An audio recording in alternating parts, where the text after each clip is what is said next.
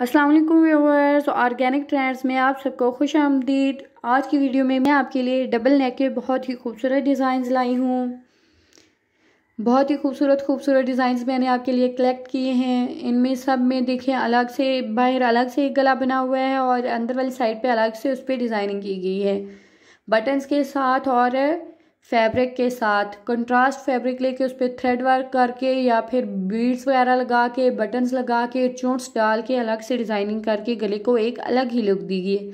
ये बहुत ही खूबसूरत लगते हैं। आप अगर इस तरह का गला अपने कुर्ते पे या फिर शर्ट पे बनवाना चाहें तो बहुत ही खूबसूरत लगेगा। आप इन डिज़ाइन से आइडिया ले सकती हैं और स्क्रीनशॉट अपने पास सेव कर सकती हैं।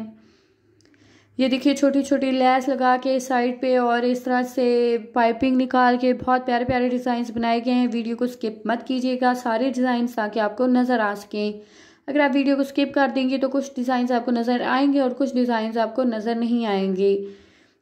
इस तरह के गले की डिज़ाइनिंग से आपके कुर्ते की लुक और भी ज़्यादा प्यारी और खूबसूरत हो जाती है और एक तरह से उसकी एक फैंसी सी लुक आ जाती है।